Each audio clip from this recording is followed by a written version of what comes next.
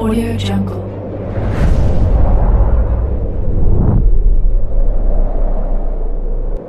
Yo, balik lagi bersama Mimin di Manhua TV. Kali ini kita akan lanjutkan pembahasan dari cerita Return of the Devourer. Mimin infokan kembali bagi teman-teman yang ingin menonton video terbaru lebih cepat, silahkan bergabung menjadi member di channel ini dengan biaya 5.000 per bulannya. Jika tidak, teman-teman bisa bersabar lebih dulu selama 2-3 hari untuk menonton video tersebut. Tanpa berlama-lama, yuk kita masuk ke disclaimer dulu.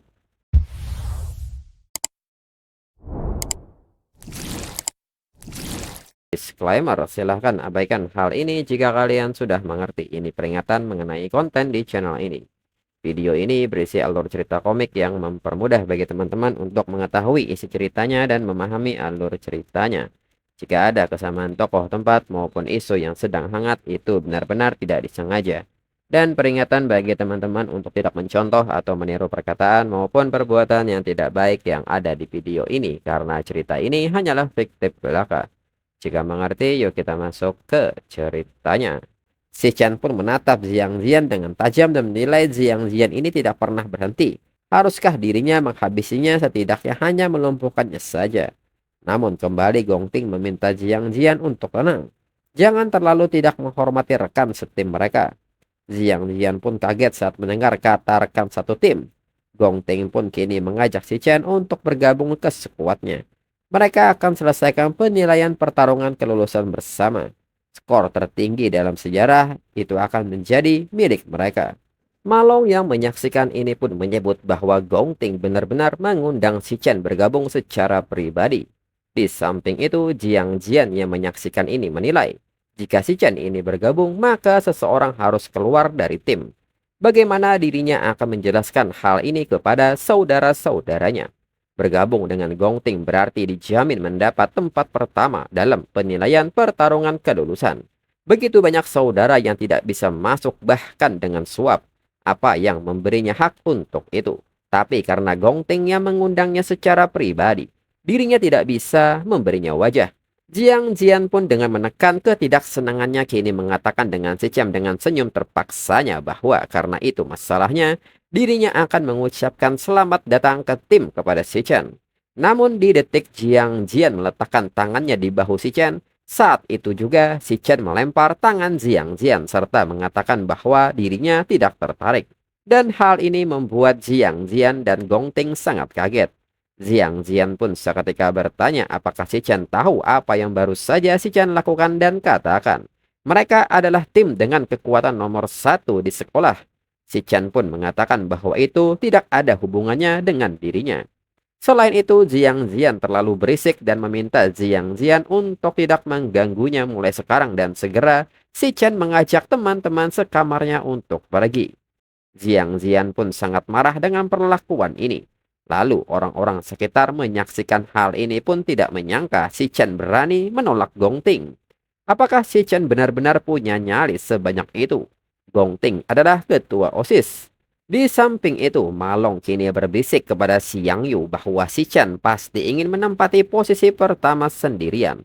Lagi pula hasil ujian ranknya adalah rank C tingkat menengah. Bagaimanapun sekarang ada acara yang bagus untuk ditonton. Selain itu, apakah si Yang Yu melihat ekspresi Gong Ting dan Jiang Jian tadi sangat sombong di depan mereka? Si Yang Yu pun menyebut si Chen terlalu berani. Lalu Gong Ting pun mengatakan bahwa ini tidak apa-apa. Sepertinya si Chen punya idenya sendiri. Di samping itu, Yuan Long pun menyayangkan hal ini. Si Chen dan Gong Ting tidak bisa membuat tim. Dirinya menantikan rekor sejarah sekolah baru yang lahir tahun ini.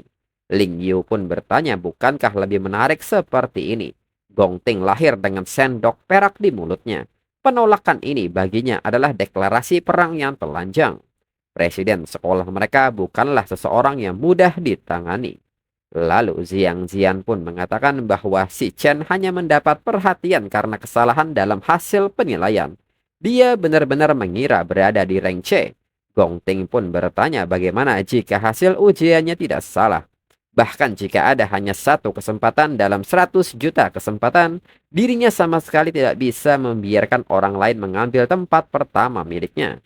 Jiang Jian pun mengatakan tidak peduli apapun, Si Chen hanya seorang siswa tanpa pengalaman tempur. Sedangkan mereka adalah elit yang diam-diam bertarung di Demon Lair bersama Gong Ting beberapa kali. Jiang Zian pun bertanya bagaimana jika dirinya pergi memberi pelajaran kepada si Chen atas nama Gong Ting. Gong Ting pun bertanya apakah di mata Jiang Zian dirinya orang yang picik.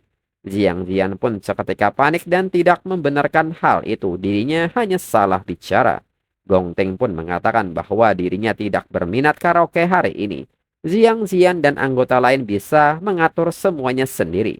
Apapun yang Jiang Zian lakukan tidak ada hubungannya dengan dirinya. Jiang Zian pun terdiam sejenak dan mengerti maksud Gong Ting. Dan dirinya mengerti itu sama sekali tidak ada hubungannya dengan Gong Ting. Lalu 10 menit kemudian Jiang Zian pun menerima kabar bahwa si Chen saat ini tidak berada di sekolah. Anggota Gong Cheng pun membenarkan hal itu, dirinya baru saja mendengar bahwa si Chen bilang dia akan pulang sebentar. Dia meninggalkan sekolah tanpa makan siang. Jiang Zian yang bersemangat pun mengatakan bahwa surga membantu dirinya. Di luar sekolah itu lebih mudah bagi dirinya untuk menghadapi si Chen dengan lebih kejam. Lalu saat ini si Chen berjalan keluar sekolah menuju suatu tempat. Dalam pikiran si Chen di kehidupannya sebelumnya, sebuah tim guild puncak saat menaklukkan Demon Lair tertentu di dalam wilayah teritori negara Sain mengalami kecelakaan. Di dalam Demon Lair mereka bertemu dengan demon kuat yang belum pernah terlihat sebelumnya, yaitu Ward. Tim guild puncak dimusnahkan. Sejak saat itu Ward berjalan keluar dari Demon Lair dan turun ke dunia manusia. Ini adalah semua informasi yang dirinya ketahui saat ini. Dalam kehidupan ini, untuk dengan cepat menentukan lokasi spesifik Demon Lair di mana Ward berada, dirinya harus merumuskan rencana. Dan untuk memulai rencana ini, dirinya butuh uang dalam jumlah besar. The Mithril Monster Exchange di bawah The Mithril Guild akan menjadi pertukaran material terbesar di negara ini di masa depan. Senjata dan perlengkapan di tangan Awakener merupakan elemen kunci yang menentukan kekuatan mereka. The Monster Exchange adalah stasiun transit yang diperlukan untuk membeli dan menjual peralatan. Ini juga merupakan cara tercepat bagi dirinya untuk mendapatkan uang sekarang. Lalu kini, si Chen menjual beberapa drop item yang didapatkan sebelumnya. Seorang pelayan pun bertanya apakah si Chen seorang siswa. Dari mana si Chen mendapatkan benda ini? Si Chen pun dengan santai mengatakan bahwa itu dijatuhkan oleh monster. Namun pelayan yang memeriksa item ini pun menyebut bahwa dirinya belum pernah melihatnya. Lalu pelayan wanita yang memperhatikan ini mengatakan jika dirinya ingat dengan benar, ini seharusnya dijatuhkan oleh monster rank E, tipe Cloud Monster Beast Sheng Shengfeng. Menurut catatan, Sheng Shengfeng dapat dibuat menjadi tongkat tipe Cloud Grade E atau digiling menjadi bubuk. Pelayan pria pun mengerti dan meminta si wanita untuk berhenti mengajarinya. Jadi trik apa saja yang dapat dilakukan oleh barang berkualitas E ini? Pertukaran mereka selalu menjadi sistem VIP. Mereka yang datang adalah Awakener dengan identitas dan status. Barang yang selalu melewati tangannya adalah barang bermutu tinggi rank D ke atas. Normal baginya untuk tidak mengenali jenis item rank E ini. Dalam pikiran pria ini, ada terlalu sedikit pelanggan kelas atau baru-baru ini. Pada tingkat ini, kapan dirinya bisa dipromosikan menjadi supervisor? Benar-benar tidak beruntung bertemu dengan pria merepotkan seperti ini tanpa keuntungan. Sebaiknya berikan semuanya kepada pelayan wanita pemula ini. Segera pria ini pergi dan mengatakan kepada si wanita bahwa dirinya akan menyerahkan ini kepadanya, serta meminta si wanita untuk bekerja keras. Dirinya sangat berharap padanya. Si wanita pun mengerti. Lalu si wanita pun kini menyerahkan uang si Chen atas penjualan item barusan serta meminta si Chen untuk menjaganya baik-baik. Lalu si wanita pun bertanya adakah hal lain yang bisa dirinya bantu. Dalam pikiran si Chen, 18.000 ini cukup untuk menyelesaikan masalah uang sewa untuk saat ini.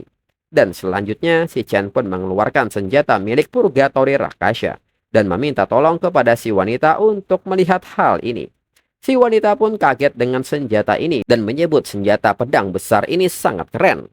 Si wanita pun mengatakan meskipun dirinya belum pernah melihatnya, dirinya rasa itu setidaknya senjata rank B. Namun jika diperhatikan lebih detail, mungkin saja mencapai rank A. Si pria pun kini kembali saat melihat senjata ini dan bertanya untuk senjata rank A ini. harga pasar untuk senjata rank A akan langsung menuju 1 juta. Dirinya telah bekerja di sini selama bertahun-tahun dan belum pernah menemuinya satupun. Lalu tiba-tiba seorang pria datang dan membenarkan hal itu. Ini jelas bukan peralatan rank B atau rank A. Si pria pun seketika mengatakan bahwa bosnya memiliki mata yang tajam. Sudah dirinya bilang betapa banyak hal bagus yang bisa dihasilkan oleh siswa malang ini. Bos pun mengatakan bahwa ini jelas berasal dari Purgatory Land, peralatan rank S. Kedua pelayan ini pun sangat kaget mengetahui perlengkapan rank S ini. Bos pun segera memegang tangan si Chen dan mengucapkan selamat datang kepada si Chen sebagai tamu terhormat. Si bos pun kini mempersilahkan si Chen untuk mengikutinya ke ruang VIP dan silahkan untuk menyampaikan permintaan apapun. Si Chen pun hanya tersenyum dan mengatakan dalam pikirannya bahwa akhirnya dia datang. Dan diketahui pria ini bernama King Zi. Lalu saat ini di ruang VIP, King Zi pun bertanya bolehkah dirinya bertanya berapa harga yang si Chen tetapkan untuk menjual peralatan ini. Si Chen pun mengatakan bahwa dirinya mau 1 juta. King Zi pun agak kaget mendengarnya dan bertanya apakah si Chen hanya meminta 1 juta. King Zi bertanya apakah si Chen mengerti. Bahkan peralatan rank A pun dapat dijual seharga 1 juta. Senjata peringkat S ini setidaknya bisa terjual puluhan juta di pasaran. Senjata ini bahkan bisa menyebabkan kerumunan orang panik karena saking berharganya. Si Chen pun mengatakan bahwa dirinya ingin menggunakan senjata rank S ini sebagai jaminan untuk mendapatkan pinjaman sebesar 1 juta. Dirinya akan membayarnya kembali dalam 1 bulan. King Zi pun tidak menduga dan bertanya-tanya dalam pikirannya soal menggunakan senjata rank S ini untuk mendapatkan pinjaman. Apakah ini sesuatu yang biasanya dipikirkan oleh seorang mahasiswa? Sepertinya si Chen tidak berniat untuk benar-benar menjual pedang ini. Apakah si Chen berniat menggunakannya untuk dirinya sendiri nanti? Dia tentu lebih bijaksana daripada yang diperkirakan dari usianya. Dan memiliki harta karun seperti pedang ini di tangannya. King Zi pun penasaran apakah si Chen anak orang kaya yang kabur dari rumah atau apakah dia seorang jenius yang menyembunyikan kemampuannya yang sebenarnya. Bagaimanapun juga jelas dia bukan orang biasa. Lalu si Chen menambahkan bahwa dirinya akan segera membayar pokok pinjaman dalam waktu 1 bulan saja. Dan dirinya akan membayar bunga sebesar 10% bulan berikutnya. Dengan ini bagaimana menurut bos King Zi? Lalu King Zi pun kini meminta si wanita yang bernama Xiaoli untuk keluar sebentar. Lalu saat Xiaoli keluar, King Zi pun mengatakan jika dirinya tidak salah sekolah yang si Chen ikuti adalah Universitas Awakener Nasional. Dan para senior di sana akan segera lulus. Sepengetahuannya, Universitas Awakener Nasional mengadakan ujian kelulusan tahunan. Ujian tahun ini dijadwalkan akan berlangsung tepat 1 bulan dari sekarang. Dan uang hadiah yang diberikan kepada juara pertama tepat 1 juta. Yang sepenuhnya sesuai dengan jumlah dan tanggal pembayaran pinjaman yang si Chen usulkan. Jika dirinya harus menebak, si Chen yakin akan meraih juara pertama dalam ujian ini. Si Chen bisa saja menunggu 1 bulan untuk mengambil uang hadiah, namun si Chen dengan tergesa-gesa menawarkan barang langka ini sebagai jaminan untuk pinjaman. Ini menunjukkan bahwa si Chen sangat membutuhkan uang ini. Dan tentunya si Chen tidak akan memilih opsi beresiko seperti itu kecuali jika itu adalah pilihan terakhir. Jika demikian halnya, dirinya bisa meminjamkan si Chen 1,5 juta dalam bentuk tunai dengan bunga 0% selama 1 bulan. Anggap ini sebagai awal persahabatan di antara mereka. Si Chen pun nampak tidak menduga akan muncul tawaran seperti ini. King Zi pun meminta si Chen untuk yakin dirinya akan menjaga kerahasiaan semua yang dibahas hari ini. Dan ingat, jika si Chen memiliki kebutuhan perdagangan di masa mendatang, harap pertimbangkan fasilitas pertukaran mereka sebagai pilihan pertama si Chen. Dirinya akan memastikan untuk memberikan si Chen penawaran terbaik. Dengan ini, bagaimana pendapat si Chen soal ini?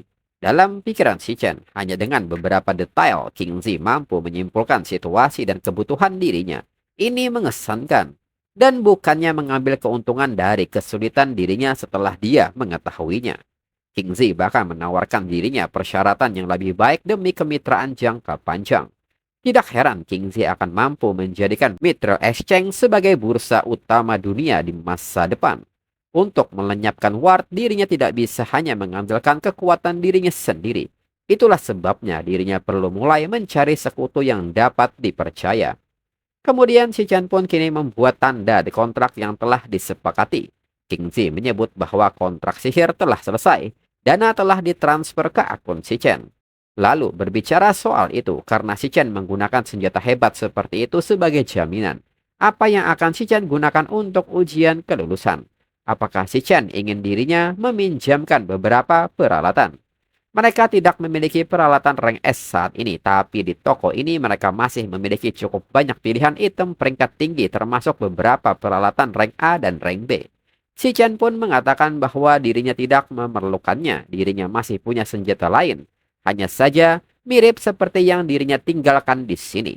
Mereka pun kaget melihat ini, ternyata si Chen memiliki dua senjata rank S. King Zi pun mengatakan bahwa saat ini banyak sekali pemuda yang bertalenta dan meminta si Chen agar berhati-hati.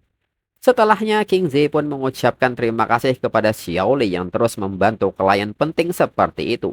Xiao Li langsung dipromosikan menjadi supervisor.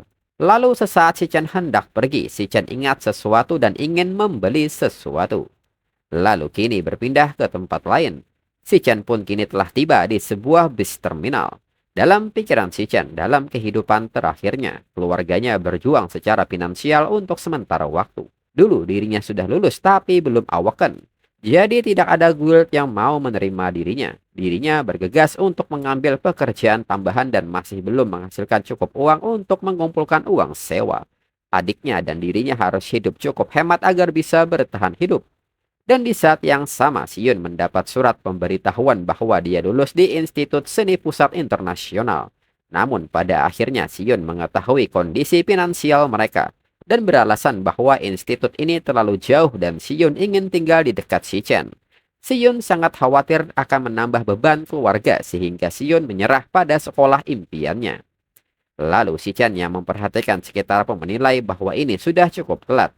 Xion seharusnya sudah turun dari bis sekarang. Lalu tak berselang lama, seseorang memanggil si Chen dan mengatakan bahwa dirinya sudah berapa kali bilang sama si Chen. Jika si Chen ingin menjemput seseorang, si Chen harus pergi ke pintu keluar bukan pintu masuknya. Dan lagi mereka akan bangkrut kembali setelah membayar sewa bulan ini. Dan diketahui bahwa gadis ini adalah Xion, adik dari si Chen. Si Chen yang memandang adiknya berpikir bahwa sudah 7 tahun lamanya dirinya tidak melihat adiknya. Xion pun menegur kakaknya dan meminta kakaknya untuk membantunya membawa barang bawaannya. Xion pun nampak heran mengapa si Chen diam seperti orang bodoh. Dan si Chen pun seketika memeluk adiknya begitu erat. Dan Xion pun nampak kaget dan bingung dengan sikap kakaknya. Lalu Xion pun segera melepaskan pelukan kakaknya dan bertanya apakah kakaknya mencoba mencekik adiknya sampai mati. Si Chen bertingkah sangat aneh beberapa hari terakhir ini. Apakah si Chen ditolak oleh seorang gadis atau sebagainya? Si Chen pun tidak membenarkan hal itu. Segera Xion mengajak si Chen untuk segera pulang ke rumah. Xion pun memberitahu si Chen bahwa perjalanan untuk mengambil ujiannya kali ini adalah gila dan mulai menceritakannya kepada si Chen. Si Chen pun menilai di waktu ini dirinya tidak akan membiarkan Xion menderita lagi. Di samping itu, saat ini beberapa orang sedang berkumpul di sebuah gang dan mengatakan bahwa ini jelas jalan pulang si Chen menuju rumah. Jiang pun meminta mereka bersembunyi dan saat si Chen muncul mereka akan melompatinya. Dirinya pasti akan memberi si Chen pelajaran. Ini yang akan terjadi jika si Chen mengganggu dirinya. Dan untuk episode selanjutnya tunggu 1 sampai 2 minggu lagi. Sekian dan terima kasih.